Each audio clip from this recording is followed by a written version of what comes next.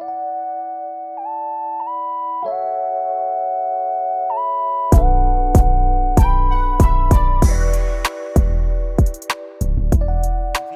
soy el doctor Gut y junto con el doctor Marino, como explicó el doctor Medina, hacemos la unidad de vasculitis que funciona aquí en el 8º piso todos los lunes por la mañana. Hoy les voy a hablar de conceptos generales y manifestaciones de criterios de clasificación de las vasculitis ANCA.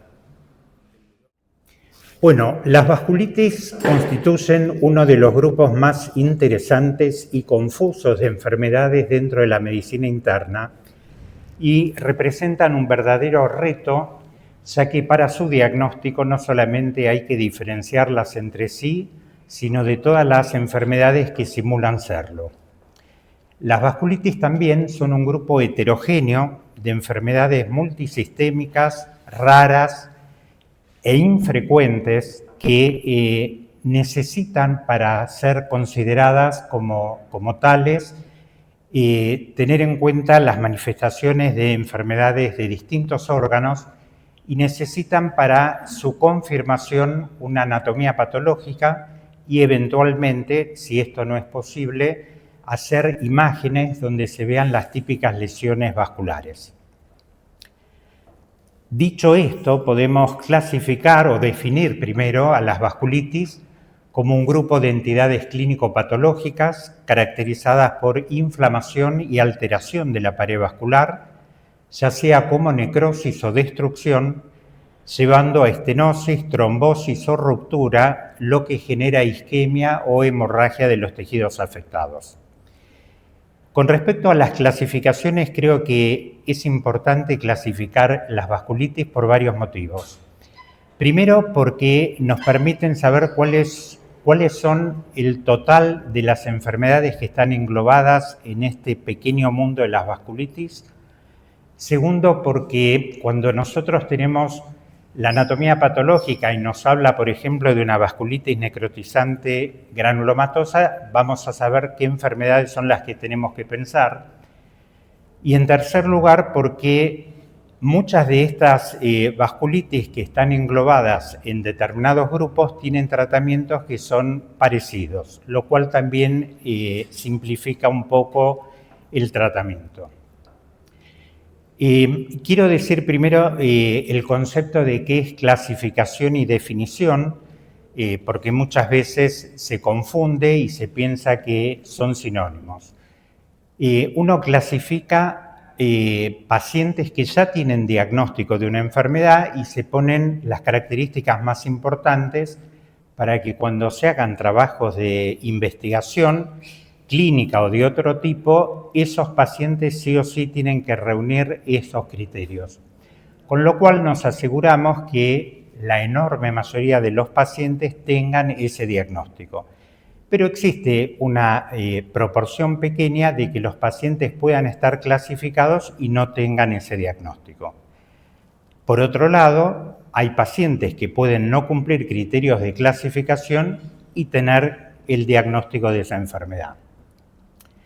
Dicho esto, quiero decir que en el año 90 el Colegio Americano de Reumatología clasificó 7 vasculitis y como eso no fue suficiente, hubo una conferencia de consenso internacional en Chapel Hill, hecho en el 92 y publicado en el 94 en Arthritis and Rheumatism, y luego hubo una segunda revisión de Chapel Hill en el 2012, donde ahí se pudo definir y clasificar estas vasculitis. Y se definió como vasculitis de grandes vasos, lo que afecta a la aorta, las ramas principales y las venas correspondientes. Vasculitis de mediano vaso son los vasos esplácnicos con las principales ramas y las venas correspondientes.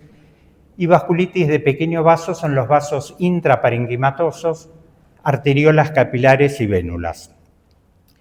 Y otro concepto que quiero marcar es que estos son vasculitis predominante. Quiere decir que una vasculitis de vaso grande también puede afectar vaso mediano y probablemente vaso pequeño, y lo mismo pasa con las vasculitis de vaso mediano, que pueden tomar vaso pequeño y vaso grande, y con vaso pequeño muy frecuentemente también tienen vaso mediano.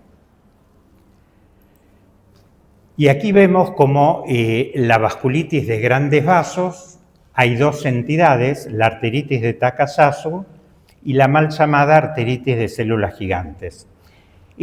¿Por qué digo mal llamada? Porque esta era la arteritis temporal, y donde hicieron el segundo consenso de clasificación del 2012, no quisieron ponerle el nombre de arteritis temporal porque decían que no todos los pacientes tenían compromiso de la arteria temporal, lo cual es cierto porque eso ocurre en el 60%, pero me parece poco feliz el término de arteritis de células gigantes porque la histología es exactamente la misma que la de la arteritis de Takayasu. Con lo cual me parece que termina siendo un poco confuso. De todas maneras quedó así.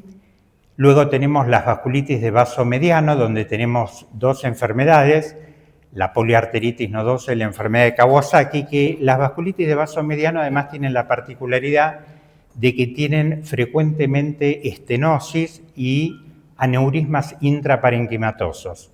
Esa es otra característica típica de la vasculitis de vaso mediano. Y con respecto a las vasculitis de pequeño vaso, hay dos subgrupos. Uno, donde en la pared vascular no hay o hay muy escasos depósitos de inmunoglobulinas o complemento, y que además tiene en general anticuerpos anticitoplasma de los neutrófilos, y este es el grupo de patologías que vamos a desarrollar hoy, donde hay tres entidades: la granulomatosis con poliangeitis, la GPA, ex granulomatosis de Wegener, la EGPA, la granulomatosis eosinofílica con poliangeitis, ex síndrome de Churgi-Strauss, y la poliangeitis microscópica. Y después tenemos el otro subtipo de vasculitis de pequeño vaso, donde justamente tienen gran cantidad o moderada cantidad de inmunocomplejos en la pared de los vasos, y ahí tenemos cuatro entidades: la vasculitis por crioglobulinas, la vasculitis por IgA, que se llamaba antes John Lange-Henoch, que es la vasculitis más antigua descripta, el síndrome vasculítico urticariano hipocomplementémico y la enfermedad antimembrana basal glomerular, que era lo que se llamaba antes Goodpasture. Después tenemos otros grupos como vasculitis de vaso variable, donde está la enfermedad de Behçet y la enfermedad de Cogan. Otro grupo es el de vasculitis de órgano único, donde acá hay que diferenciar bien que no sea una manifestación local de una vasculitis sistémica. Y aquí tenemos distintas entidades. Una es la arteritis cutánea, otra es la vasculitis leucocitoclástica cutánea, otra es la arteritis testicular, la vasculitis aislada del sistema nervioso central, la aortitis aislada y otras. Y nos quedan dos grupos más, que son las vasculitis sistémicas, que tienen compromiso en los vasos, como es la vasculitis lúpica, la vasculitis de la artritis reumatoidea, la vasculitis de la sarcoidosis. Y por último tenemos el grupo de vasculitis relacionada o probablemente relacionada con alguna etiología. Y ahí tenemos, por ejemplo, la hepatitis C asociada a la crio, la hepatitis B asociada a la PAN, la sífilis asociada a la aortitis, o, por ejemplo, la hidralacina, que se asocia con la poliarteritis microscópica. Y como les dije antes, la clasificación histológica termina siendo el gol estándar. Aquí tenemos que saber que hay básicamente tres grupos importantes de clasificación anatomopatológica, que son las vasculitis necrotizantes sistémicas, las vasculitis leucocitoclásticas y las vasculitis de células gigantes. Las vasculitis necrotizantes sistémicas se dividen según tengan o no granulomas. Si no tienen granulomas, ahí tenemos que pensar en 3 patologías: la PAN, la PAM, es decir, la poliarteritis microscópica, y la enfermedad de Kawasaki. Y si tienen granulomas, la GPA y la EGPA, que son las 2 que vamos a ver hoy. Si vemos un paciente que viene con informe de vasculitis leucocitoclástica, probablemente la más común de las vasculitis y probablemente también el grupo más amplio, aquí tenemos que considerar muchas patologías. Una es la enfermedad del suero fármacos, la vasculitis por IgA, la crio, la vasculitis urticariana, que puede ser normo o hipocomplementémica, la púrpura hipergamma globulinémica benigna, una vasculitis bastante infrecuente, las vasculitis asociadas a colagenopatías, las más comunes son por lupus, AR, Sjögren o dermatomiositis, vasculitis asociadas a neoplasias, lo más común son tumores líquidos, leucemia, linfoma y mieloma, pero también tumores sólidos, especialmente tubo digestivo. Y vasculitis asociadas a otras patologías: cirrosis, CVP, colitis ulcerosa, la enfermedad antimembrana basal glomerular, arteritis de células gigantes, la PAN, endocarditis. Casi todas las vasculitis que son secundarias casi siempre tienen compromiso en piel y se manifiestan por una vasculitis leucocitoclástica. Y las vasculitis de células gigantes, y yo llamo vasculitis de células gigantes porque son las 2, la arteritis de Takayasu y lo que hoy se llama arteritis de células gigantes, que sería la arteritis temporal o enfermedad de Horton.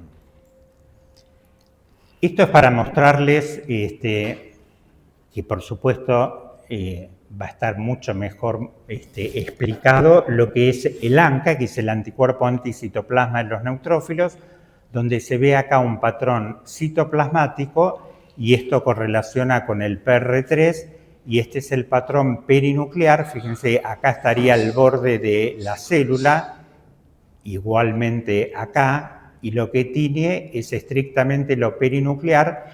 Este es el ANCA-P que correlaciona con el MPO. Como les dije en la definición de la clasificación de vasos pequeños, casi siempre tienen anticuerpos anticitoplasma de los neutrófilos. Y para que vean que la panarteritis tiene un 80% de ANCA positivos, el 85% es ANCA-P, pero hay un 15% que es ANCA-C. En la GPA el 80-90% son ANCA, ANCA-C es 80%, la mayoría, pero hay un 20% que pueden ser ANCA-P. Y en la GEPA o EGPA tiene 2 fenotipos, un fenotipo vasculítico, que es el que cursa con ANCA, y un fenotipo eosinofílico, que es más leve, y ese es el que no suele tener ANCA. Pero de los que tienen ANCA, que son más o menos un 40%, el 75% es ANCA-P, un 5C y un 20 atípico. Saber que la panarteritis ocasionalmente y en una proporción pequeña puede tener ANCA positivo y suele ser de tipo P. Aquí quiero decir que en el año 2022 EULAR y ACR clasificaron todas las vasculitis, especialmente estas vasculitis ANCA, y les han dado mucha importancia a los anticuerpos.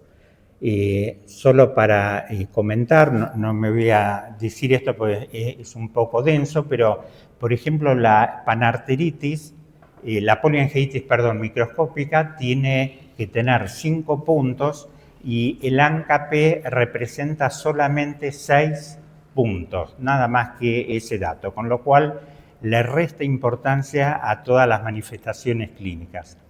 Lo mismo, para la GPA tiene que tener 5 o más puntos y el PR3 ya representa esos 5 puntos.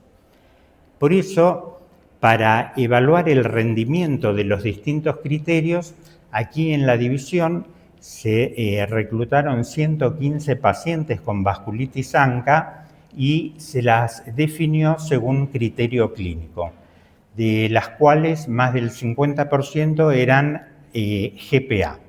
Después venía PAM y una pequeña proporción de EGPA porque es una vasculitis extremadamente rara. Cuando a estos 115 pacientes se aplicó los criterios de 1990, solo 30% de los pacientes pudieron ser clasificados. Cuando se aplicó el criterio EULAR ACR 2022, solo habían quedado 15% sin clasificar, pero aplicando estos criterios, el orden de las vasculitis cambió notablemente. Ya no eran más la mayoría GPA, sino PAN, después GPA y después EGPA.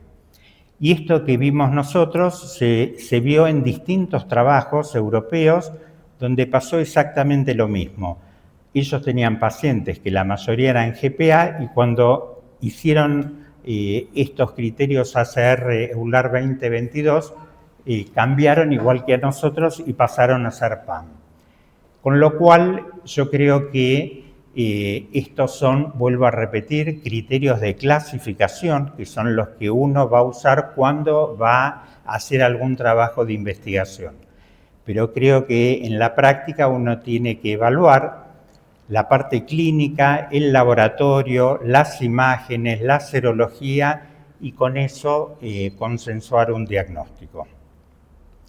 Para finalizar y para redondear un poquito, cuando nosotros tenemos que sospechar que un paciente pueda tener una vasculitis, cuando tiene un síndrome febril prolongado, cuando tenga una enfermedad multisistémica, cuando tenga deterioro general inexplicado, fenómenos isquémicos en gente joven, síndrome de riñón-pulmón, y pongo riñón-pulmón porque hay una nefróloga, si no hubiera dicho pulmón-riñón, púrpura palpable, mononeuritis múltiple y la glomerulonefritis activa. Y como siempre creo que uno para poder reconocer estas enfermedades primero las tiene que conocer, con lo cual uno tiene que permanentemente pensar en estas patologías porque son patologías, repito, infrecuentes y que muchas veces, como estas enfermedades multisistémicas, necesitamos el trabajo en equipo, especialmente con nefrólogos, neumonólogos, otorrinos, que nos derivan muchos pacientes, y dermatólogos. Bueno, muchísimas gracias.